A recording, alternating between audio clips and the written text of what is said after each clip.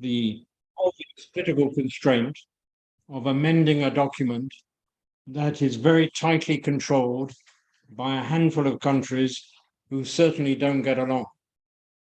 But everything is part of this process. The many questions of international law, the battles for economic supremacy, or more politely, economic cooperation, the notions of state sovereignty, and the issue of the responsibility to protect, the defense of human rights, the ownership and management of the common public goods. The list is very long. It's worth remembering that the Charter itself took huge efforts and several years to prepare, to draft, and then to reach agreement.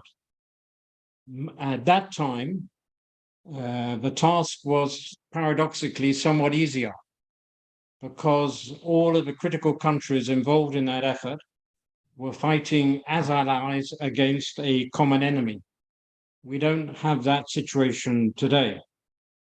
But we are today fortunate to have three very eminent practitioners and experienced international officials and scholars to present their views on the subject. You've probably already seen their CVs and qualifications on the Greytalk website. So I will be very brief, just a couple of words on each of the three presenters. Dr. Augusto Lopez-Claros is the Executive Director and Chair of the Global Governance Forum. He had a career with the IMF, the World Economic Forum, and the World Bank, and has authored numerous publications on international economics. Dr. Georgios Kostakos is a former UN staff member and is now the Executive Director of the Brussels-based Foundation for Global Governance and Sustainability. He coordinated the letter of last year on Ukraine from former UN officials to the Secretary General that apparently changed perceptions in New York on how the UN could respond to the crisis in Ukraine. Maya Grof is an international lawyer based in The Hague with many years of experience in the development and servicing of multilateral treaties. She is the convener of the Climate Governance Commission. She has won prizes on global governance innovation and writes academically on international law and global governance. So those are the three presenters we have, and it will be up to Manuela to take them and you through this discussion. Thank you. Thank you very much, John. Just very quickly, the usual rules of the game. This is an informal chat among experts, but we want to make it as spontaneous and relaxed as possible. We will have in the following order the presenters, and then we open the discussion. So we have Augusto Lopez-Claros first to set the stage, if I may, of the topic and giving his own opinions and views. Then I would like to give the floor to Maya Grof to not only to comment and to react, but also to provide her own views on the topics based on her own research. And last but not least, to Georgios, because he has very, very fresh news on the civil society work related to this, let's call it UN 2.0, if the label is appropriate. We will see that. Of course, if you have comments or questions, the chat discussion is open. But first, let's listen to our panelists. So, Augusto, you have the floor. Thank you very much, Manuela. It's a pleasure to be with you today. Thank you for the invitation. Let me start quoting somebody. In 1931, a gentleman by the name of Shoghi Effendi, who at that time was the head of the Baha'i community, was surveying the international situation in the context of the Great Depression. And he said the following. He said, the fundamental cause of this world unrest is attributable to the failure of our political leaders to adjust their system of economic and political institutions to the imperative needs of a rapidly evolving age, unquote. So I guess the point he was making is that institutions should adjust and evolve to reflect changes in the world. And I assume that all of you, without exception, would agree with the sense of this statement. In a changing world, human institutions in particular need to adapt to the evolving circumstances. And in that spirit, the US Constitution, a very important founding document, has been amended 27 times, the last in 1992. The European Union, which started out with the Treaty of Rome in 1957, has been also sort of amended, and new treaties have come into being to reflect the realities of a changing world. So when this does not happen, when we don't adapt institutions, or when we fail to build up the institutional infrastructures which are necessary to deal, especially with global problems, then what we have is what we face today. I don't want to make a big survey of the state of the world today, but it is important to mention, some of the consequences of our failure to build up an adequate and modern institutional infrastructure that would allow us to confront these global problems. You saw the report from the United Nations Environment Program last October, which said very compellingly that there is no viable or no credible path to 1.5 degrees, and then called for rapid transformation of societies. They basically said that the efforts that have been made since 2015 to reduce emissions are woefully inadequate. More recently, last week to be precise, the IPCC, the panel on climate change, issued a report, and the message is the same. They talked about how human activities have unequivocally caused global warming, with weather and climate changes causing adverse effects, and so on and so forth. They refer to interactions and cascading and compounding risks as a result of the multiple ramifications of climate change. On the security side, we know that there has been a very rapid unraveling in the last couple of decades of the nuclear order that has kept the peace in recent decades. I'm always amazed that people refer to the Non-Proliferation Treaty as, the crowning achievement in the area of arms control and nuclear arms control in particular, and yet we know that contrary to the spirit and to the letter of that agreement, nuclear powers are not only not making good faith efforts to essentially bring the arms race to an end as called for in the treaty, but in fact, they're doing exactly the opposite. They are building up their nuclear arsenals, they're modernizing their weapons. And in 2021, which is the last year for which we have the data, the nuclear powers spent something like $82 billion modernizing, and I guess getting us ready, for Armageddon at some point in the future. And then just briefly, one third element of this sort of picture is what is happening on the poverty and inequality side. In 2020, because of the pandemic, for the first time in 3 decades, we saw a reversal of the progress that we had made in tackling extreme poverty. And unfortunately, the compounding effect of the war in the Ukraine basically has led the World Bank to say recently that SDG number 1 on the elimination of extreme poverty is now out of reach. We're not going to succeed. SDG number 1, you could say, is the foundation of the entire SDG framework, and there is no chance that we will be able to attain this simple goal, which was perhaps the most achievable, by 2030. And then, of course, the World Bank also says that because of COVID and or other developments in the last couple of years, we have seen the sharpest increase in income inequality since 1945, since World War II. So that's the situation. And I would claim that a lot of this is, in fact, a reflection of institutional failures and failures to modernize and update the UN system, I think, are very much behind many of these challenges. Now, let me go back a little bit to the history of the UN Charter. There was a member of the US delegation at the San Francisco conference, a young man at that time, so he was not the most senior, but he was one of the most thoughtful. And he basically said that going into the conference, there were very narrow margins of freedom, essentially because the authorities, the American authorities, felt that they needed to get a charter that would pass US Senate ratification. But beyond that, it was admitted at the San Francisco conference that the framework of the charter had been agreed in Yalta in February of that year between Churchill, Roosevelt, and Stalin.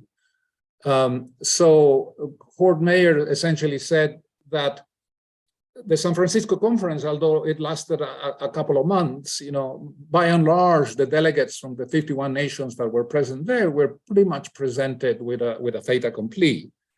In fact, at the Yalta conference in February of that year, the Dutch delegation had very strongly and very strong language made it clear that given the veto power to the great powers in the Security Council would turn the United Nations into a larger useless organization in those cases where there were disputes between the great powers, or there was a conflict involving an ally of a great power. And we have seen that, of course, most recently in the context of the Ukraine war. There was a sense, certainly in the Dutch delegation, that there was something that was a bit unwholesome about giving the veto to countries that were themselves or could themselves in the future be parties to a dispute. But there is more, and let me share a little bit of that background. Just a few weeks before San Francisco, there was a meeting in Mexico of the 9 countries from Latin America that were going to be attending the San Francisco conference. They met at a conference called the Inter-American Conference on Problems of War and Peace. And essentially, much of the discussion during that conference focused on their objection, these countries' objection to the presence of the veto, and as a kind of a foundation of the UN Charter. Going into the conference, the Prime Minister of New Zealand, Peter Fraser, and an Australian judge by the name of Herbert Evatt, who in 1948 actually became the president of the UN General Assembly, they were annoyed, that's a mild word, they were annoyed at this fait accompli, and they basically got 17 countries, which is a full 1/3 of the countries that were present in San Francisco, to essentially oppose the veto.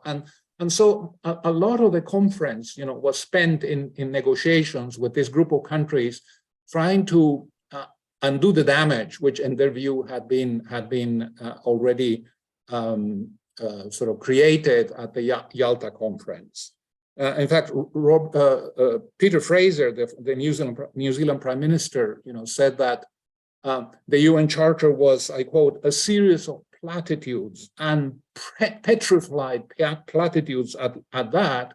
And he used the word petrified to signal that, the chart can be amended, cannot be amended if we don't have the consent of the great powers. So he, likewise, other people felt, we are getting ourselves into a system that is not going to work. I think it was partly in response, to the disquiet and the dissatisfaction of these countries that an effort was initiated, to basically placate them. And this is when they came up with the idea of introducing Article 109 in the UN Charter. It was a way that in which the big powers, felt that they needed to extend a hand to these 17 countries which were objecting to the so-called Yalta formula, right? And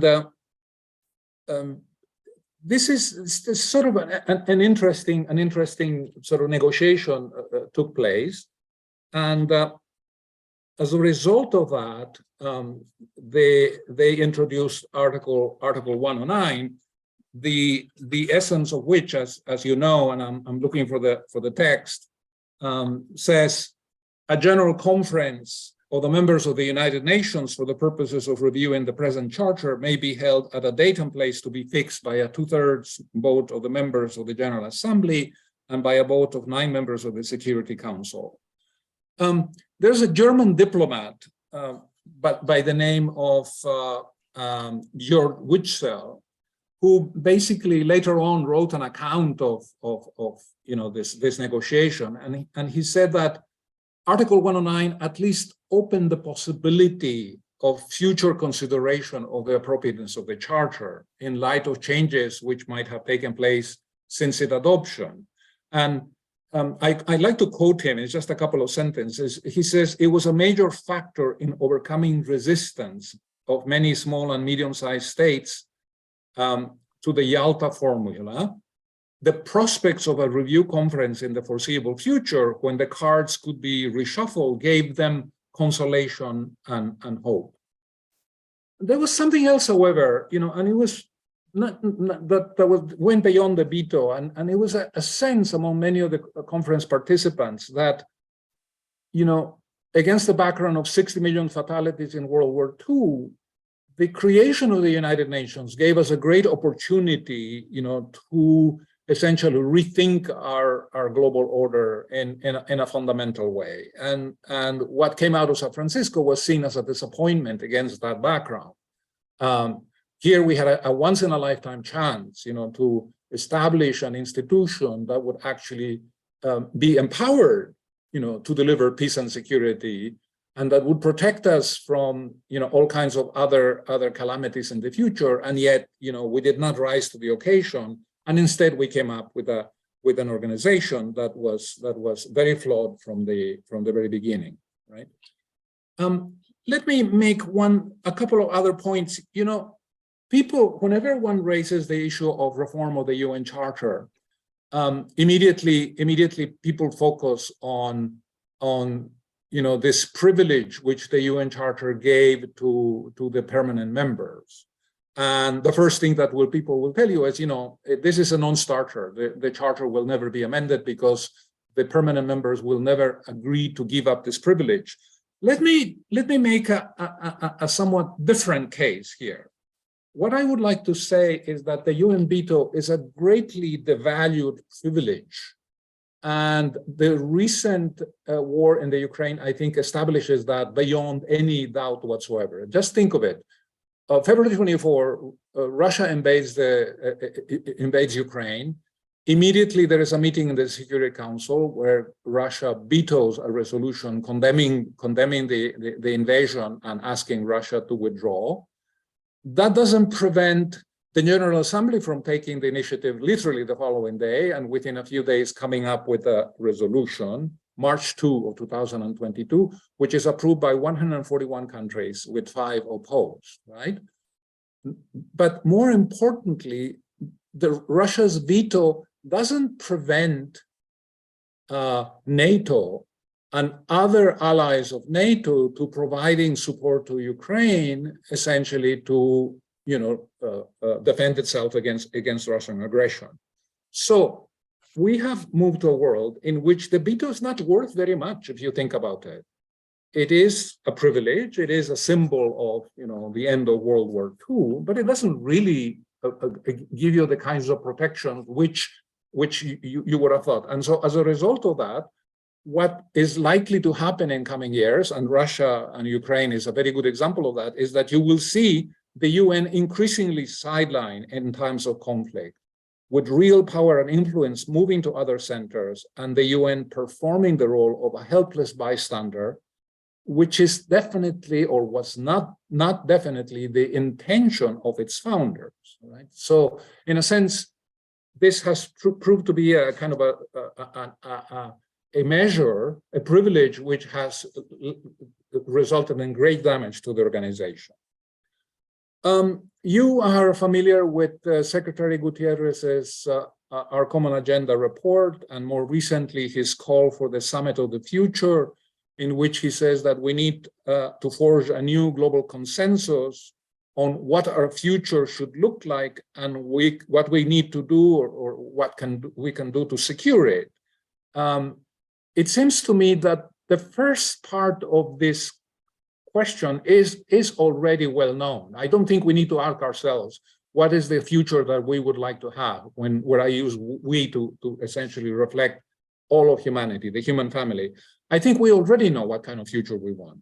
It has to be a future in which we're going to be protected, not just us, but our future generations, from the calamities and the dislocations associated with climate change. I mean, who does not actually want that? Regardless of your nationality, your ethnicity, your religious background, we all would like to be protected from the coming horrors that are coming our way.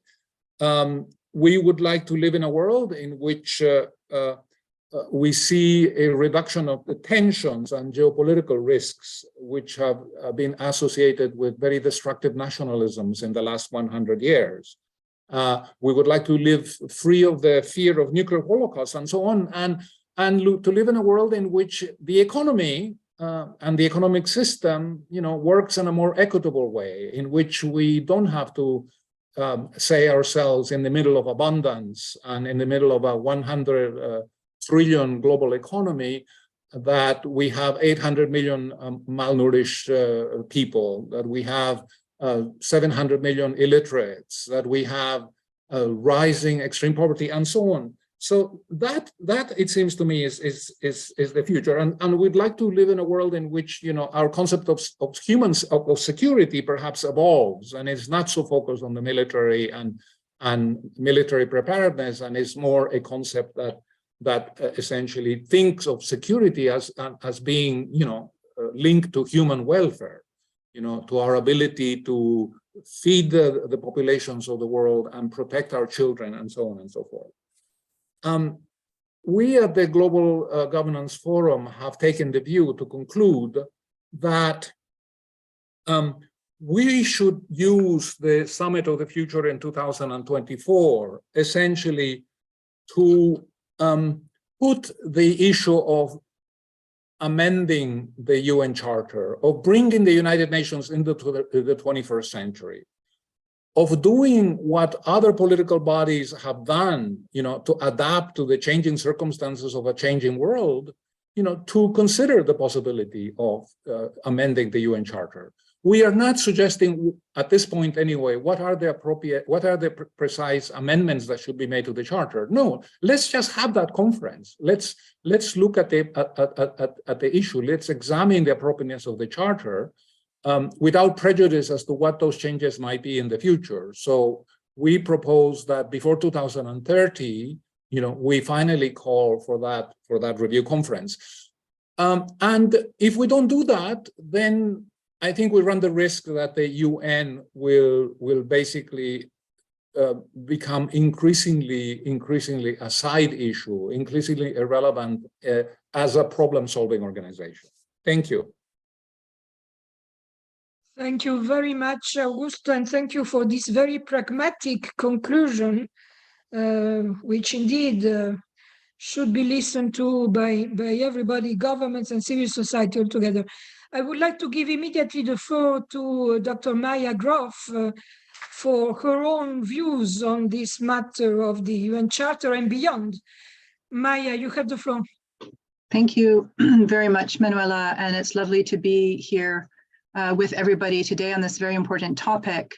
And the historical comments of Augusto are indeed very complementary to my thoughts.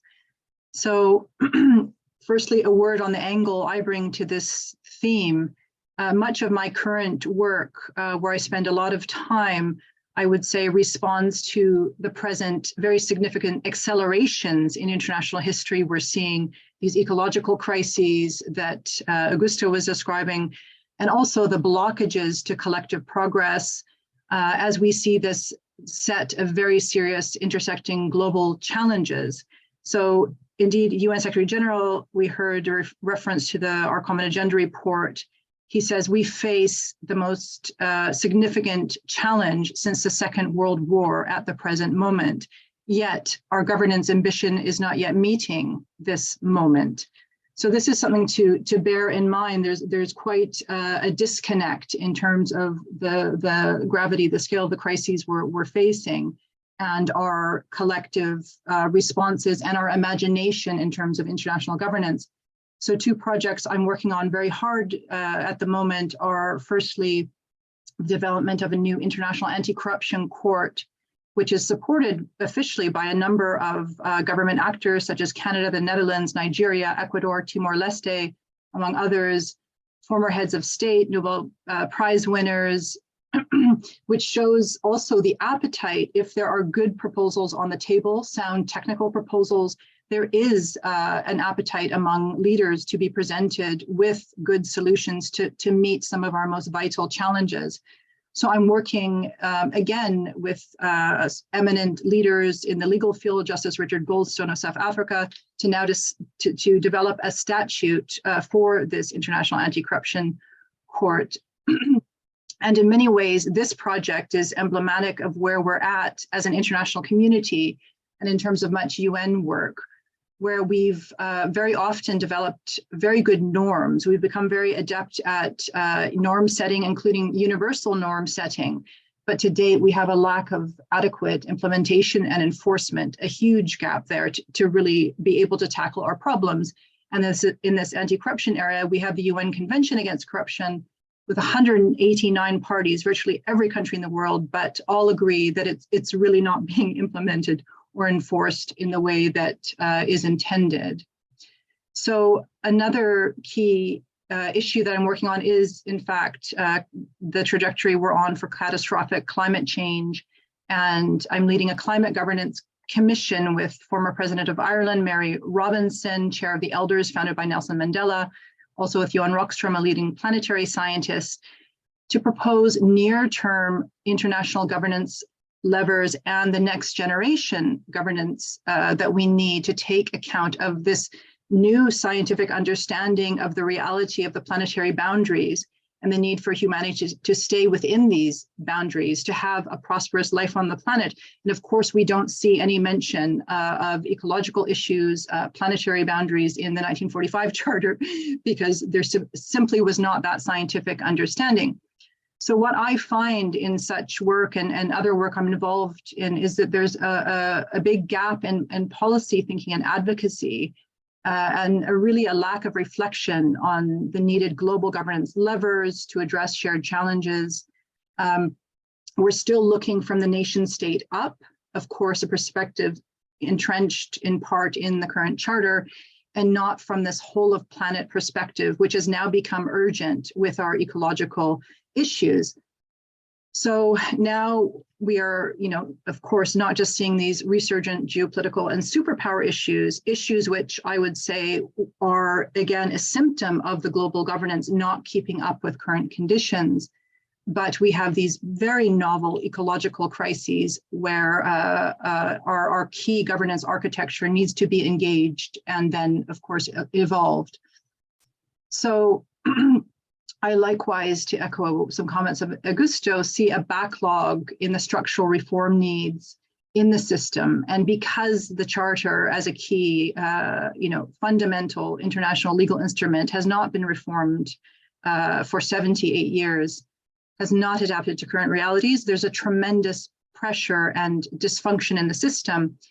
And that's why Augusto, Arthur Dahl, and I submitted comprehensive global governance reforms for which we won a prize in 2018. I put the book, the Cambridge University Press book, in the chat that was published in 2020, published open access, and indeed established the Global Governance Forum to try to facilitate and encourage such discussions, because indeed, discussions of serious charter reform are still considered very rare and esoteric.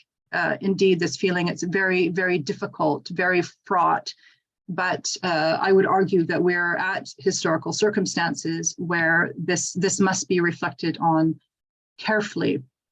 And from my specific vantage point as an international lawyer, I look at the Charter indeed as an international treaty. It's a treaty which is a preeminent treaty, but still an instrument that was negotiated at a certain time and place, and was very much meant to evolve, to develop with time. As Augusto noted, Article 109 was very clear about that. And also, I see a lot of parallels in many of the binding multilateral treaties that I've worked on and what has happened with the Charter. For example, forgetting to implement certain provisions, forgetting the original purposes across a range of areas, forgetting some of its groundbreaking principles that were meant to mature much more than we've seen.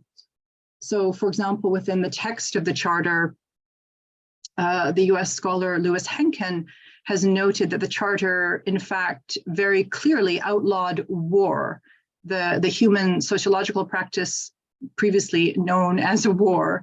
And this is very clear in the wording of the Charter. War is only mentioned once in the preamble as a scourge that we need to prevent. However, that the Charter talks about collective security action, threats to the breaches of the peace, etc. But we see national legislative instruments haven't caught up to this reality, as well as, of course, discourses in media and academia hasn't caught up to this Charter shift, this paradigm that was meant to be implemented through the Charter. We also have in the Charter very clear provisions, again, for progressive development of the Charter itself and the very clear strengthening of international law as a body and a system of law with proper enforcement and implementation under Article 13(1)(a), Article 109, as we heard. But yet, for example, of course, the key principal judicial organ of the UN has remained a voluntary body where only 40%, the International Court of Justice, about 40% of UN memberships have accepted its compulsory jurisdiction. We have articles that were very important articles in the Charter that were never implemented or actualized. Article 26 on a system of comprehensive disarmament, Article 43 on the security arrangements for the Security Council, Chapter 6 on peaceful settlements of disputes also has not been utilized to the extent it was meant to be.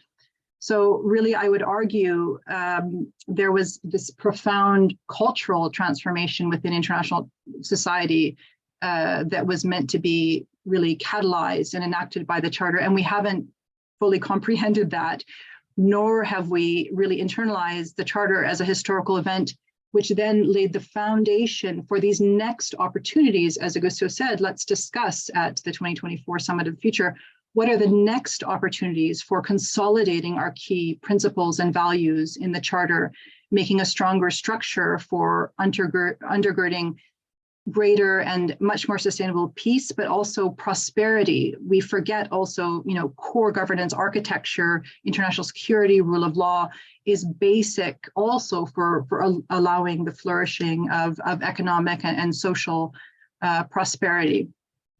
So again, just to before I conclude, again, this crossroads of humanity cannot be overemphasized. Toby Ord, the philosopher at Oxford, has described it as the precipice. We are on a precipice as a human community, a planetary community, where we can make a great leap, a great breakthrough, or face very dire consequences. So I think we'll have to just come to terms with this fact in the face of existential challenges and crises, like principally the climate crises and the other planetary boundaries. And a lot of the dysfunction we're currently seeing is indeed, as Augusto said, that our governance systems, our core architecture just hasn't kept up as it was intended to keep up with evolving conditions. So in the 2020 book that I put in the chat, we propose a new paradigm for UN Security Council reform, which is based not on power and privilege, but according to modern governance legitimacy, an international rule of law reform package. There's also a short brief I put on the chat on that. How could we also, for example, take the next steps to logically strengthen our international disarmament architecture, et cetera. I think there are some very rational next steps that need, however, a lot of norm entrepreneurship and thought leadership to actually start to think about, rather than, as Amartya Sen has noted, there's this phenomenon of adaptive preferences, where we are simply contained because of very brutal conditions, for example, these power dynamics with the P5, to only imagine a certain set of possibilities. Whereas, as was mentioned, there is, I tend to agree that there's much, much more latitude to enable the next progressive steps in the international system. There are many reasons. The maturation of international law is really significant, and there's a Hague versus New York gap where that hasn't been connected. There's very progressive resolutions of the UN Security Council, for example, despite its dysfunctional composition. We heard about the UN General Assembly maneuvers and powers which it could extend, et cetera, and also, of course, civil society smart coalitions, and hopefully we'll hear more about those from Georgios. So just to conclude, very much agreeing that the necessity for the P5 to ratify any changes of the charter shouldn't be, in principle, a barrier to actually thinking about what are the sane, rational reforms that we need, and even calling a conference to have a deeper conversation in the world that we want. And there's some very talented political scientists who have also made the case persuasively and documented it, that there is the potential for system change based on normative power, this quote unquote thought entrepreneurship of good ideas, like the creation of the International Criminal Court. And as we see the deterioration of international conditions, the rule of law, sound international governance, fairness, impartiality in the international system, these all become much, much more appealing in the face and indeed in the self-interests of individual states at a certain point of international disintegration. And we saw this, of course, after World War I, after World War II. And we can all help to accelerate that process of actually thinking of viable solutions and next steps. So I'll stop there for now. Thank you very much. Thank you. Thank you very much, Maya. Without any further delay, I think, Georgios, you have to give us some hope, if some hope can come from the civil society, and particularly the meeting that you attended just last week in New York.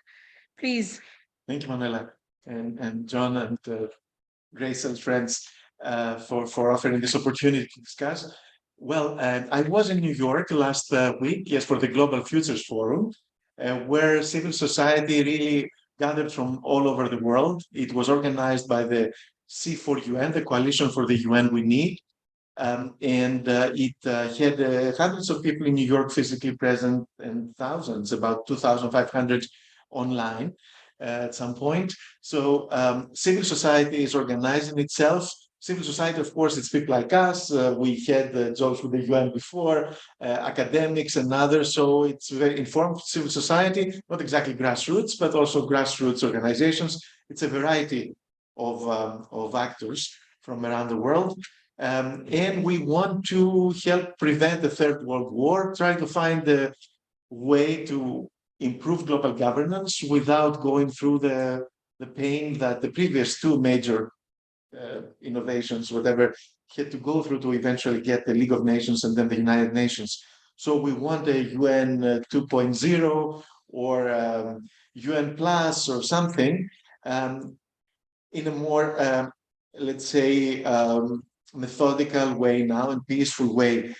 We have several proposals. The discussions at the Global Futures Forum, which had been preceded by regional fora, one we had here in Europe, right? And Manuela was one of the co-facilitators of that discussion.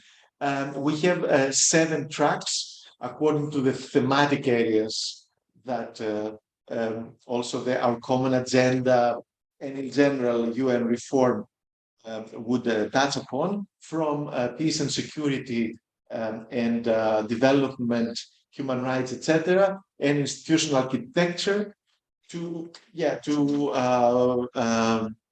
the digital divide, to the financial architecture, things like that. So 7 tracks, under each one of which we have some proposals that we discussed in New York.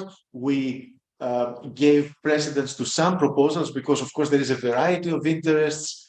The groups like women's groups, youth groups, scientific groups, each one of us have their preferences. Like folks that I represent here, the Foundation for Global Governance and Sustainability, we have put forward this idea of a global resilience council, like a security council for non-military threats, because we believe that we have to shift the emphasis from the traditional military approach to security to this human security, which has to do with well-being and with addressing the global challenges of today, which are climate change, right, pandemics, also inequalities, food insecurity, and things like that.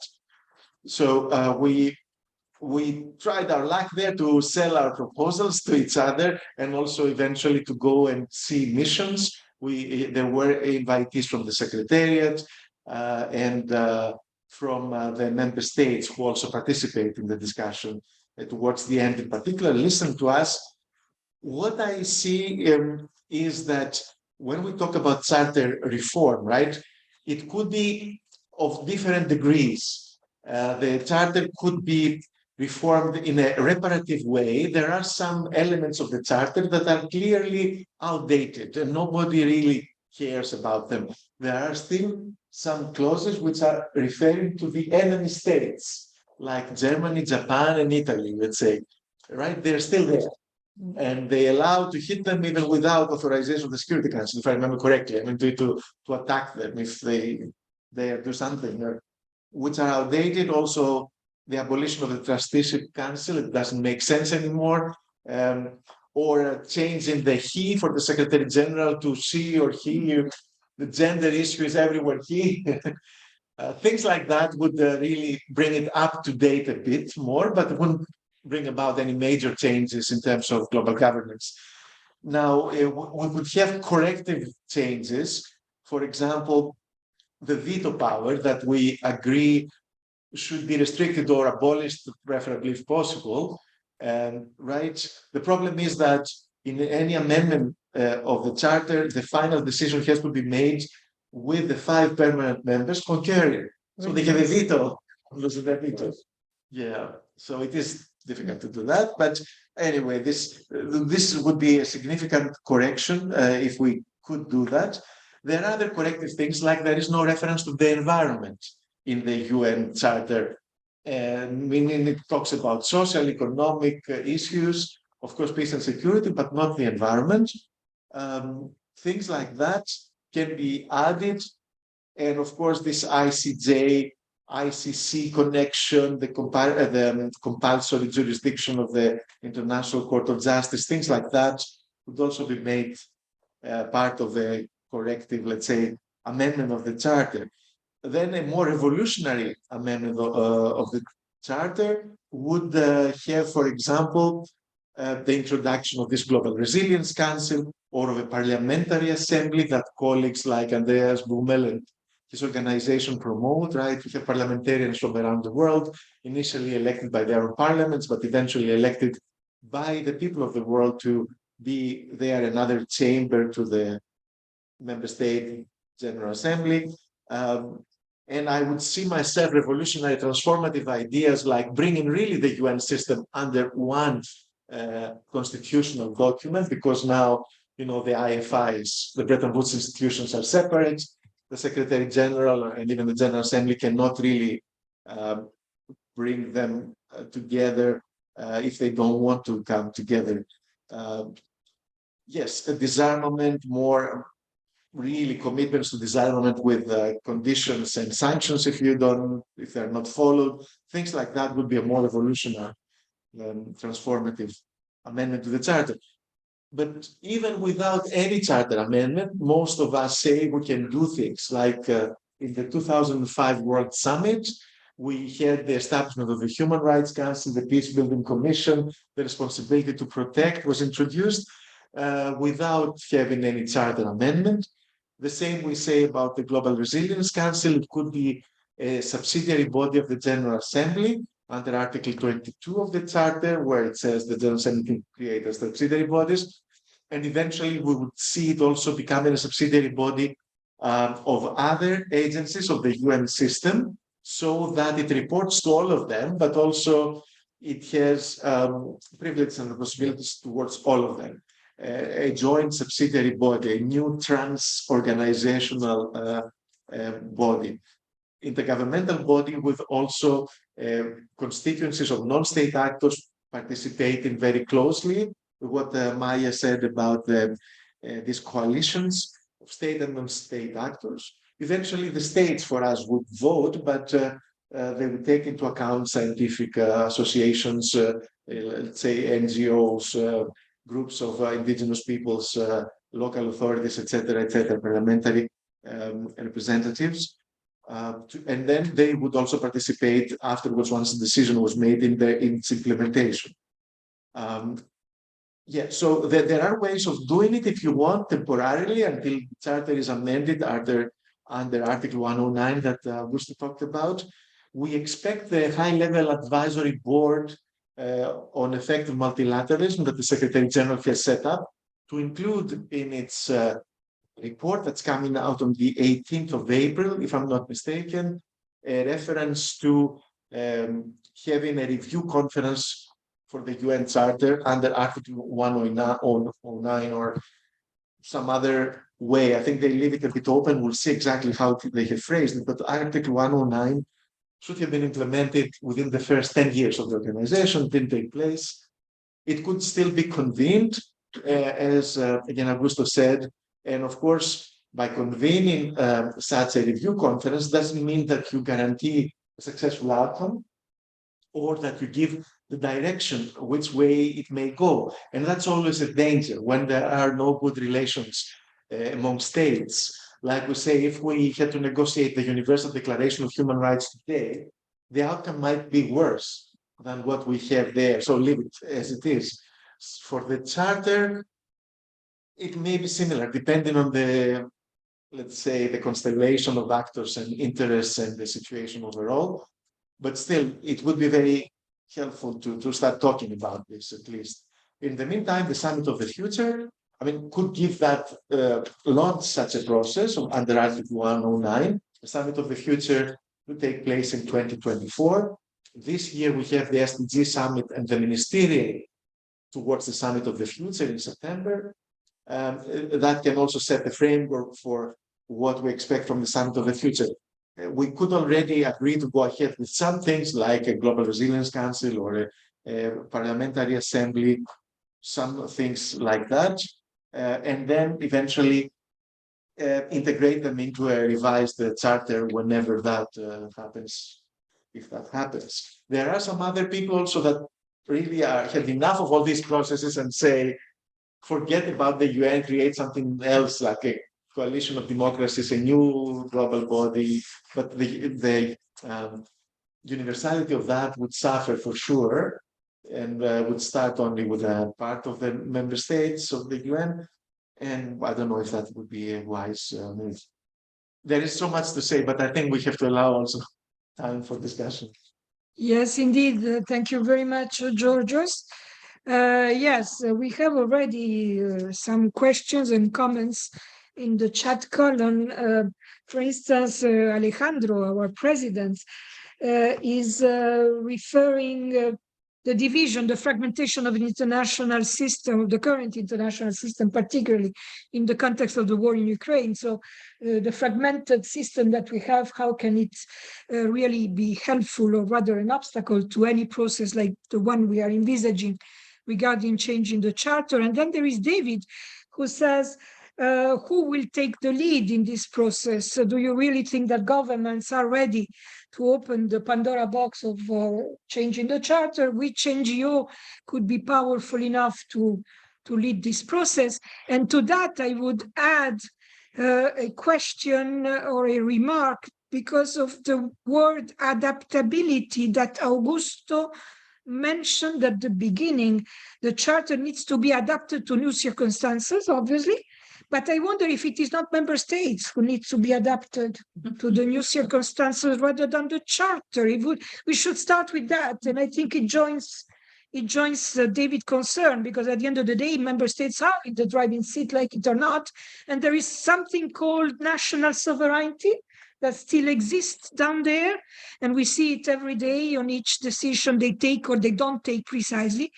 And then we have Veselin saying, replying to David, the political will should come from the 141 countries supporting Ukraine in the General Assembly. But then, as you just said, Georgios, what about universality? Should these other countries move to another planet? Then how do we deal with the multilateralism, which is fragmented by definition? Well, I'm just flagging ideas. We do not have a lot of time, but if Augusto, Maya, or yourself, if you would like to add or to reply or to add more questions or around this table or from the audience, please go ahead. Just a very brief commentary. I'm looking at my watch, and I guess I'll keep it to 1 minute. One important player in this whole debate about reform surely will be civil society. Over the last many decades, we have seen a massive transfer of power from governments to civil society, the business community, non-state actors. All the initiatives that have taken place in the last two decades, the setting up of the International Criminal Court, the Landmines Treaty, the Treaty on the Elimination of Nuclear Weapons in 2017, those would have been impossible without the civil society being the primary force. And so I think that that will clearly be a very important catalyst. But beyond that, it seems to me that if the states don't participate in that process of reform, then what will happen is we will continue to see the paralysis that we have seen in recent years. We will continue to lament every time that the experts come out to talk about the latest lack of action on the climate change side. And at some point, these crises, will at least have the potential of acquiring cataclysmic dimensions. These things can be deeply destabilizing of our social and our political order. And my hope is that if not today, then at that time, governments will finally realize that one important step in dealing with these problems has to be bringing our multilateral system of institutions that were set up in 1945, not just the UN, but all the others as well, into the 21st century. So those are the choices that we face, and it's a pretty dire situation, it seems to me. But what is absolutely sure is that our current system is not working, and that we don't have the luxury of simply, being patient, hoping that in some fashion these things will work themselves out. They will not. Yeah, I can just add. Yeah, very briefly. Yes, Maya, yes, please. Yeah, and then I would like to give the floor to Veselin after you. Please go ahead. Yeah. Just to react to Georgios's proposals, Georgios, that looks like there's this package approach that sounds very promising. The way that you're describing kind of a stepwise approach. That seems very practical and potentially feasible if there's enough civil society push and consolidation of key actors and states potentially. But one thing just to add that could be in the first kind of package to start building the capacity for a true reform momentum would be the reform, the amendment provisions in the charter. That could be a first targeted small charter reform alongside, like a very precise universal jurisdiction for the International Court of Justice, et cetera. So anyways, just to say that sounds very promising. And civil society indeed is vital. And there was a question about who in civil society is advocating for these macro global governance reform proposals. And the answer is not so many civil society groups yet. And we're constantly trying to build that also awareness and capacity in international civil society, including in like the climate space. John maybe can talk about MEGA in a moment, but C4UN is one of the few. We heard mention the World Parliamentary Assembly campaign that took a lot of energy to get some of the major NGOs involved, but once they really got it and got on board. And just a note about, Manuela, your comment about the states and the national sovereignty. Indeed, this is a blockage. However, in terms of my experience currently in practice, when there are technically really sound, good proposal, that they can be quite progressive and bold, but if they're technically sound, well-articulated proposals, and if you can speak the language of the various diplomats, there is an appetite, as we've seen with the International Anti-Corruption Court, there is an appetite if you convene, the necessary sort of groups of expertise and professionals who can actually support governance. I think governments need a lot of support at the moment, but there has to be also that thought leadership about really trying to educate on this crossroads that we're at, because it is indeed very grave. Thank you, Madam. Veselin Popovsky, please. Go ahead, please. Everyone, thank you, Augusto and Maya, for the excellent expose. What I want to say is on the question of David about political will. It is really crucial, and it's a combination of governments and civil society. I agree with Augusto, it cannot be just one.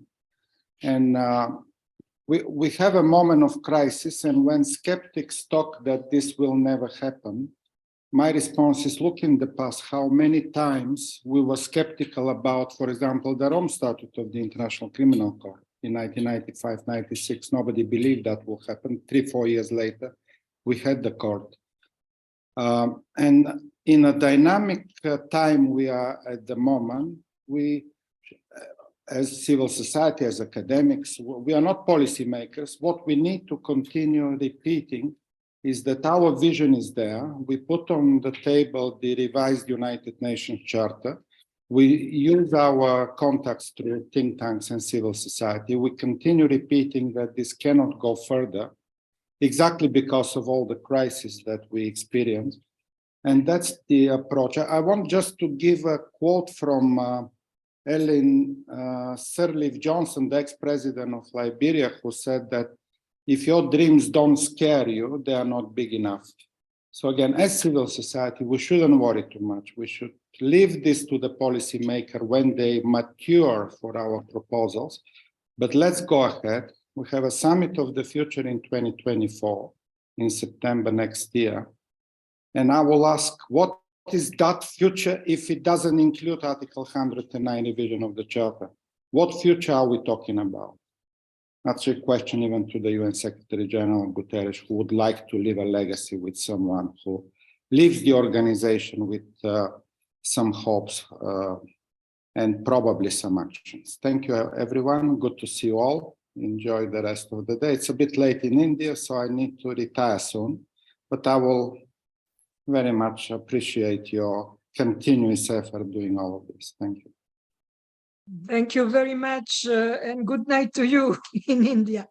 Well, we are running out of time, so I think that it is, well, I don't even try to make a conclusion, because this is the starting point, I think, of a discussion, like, at least as far as Greycells is concerned. It's only the first Greytalk on this topic.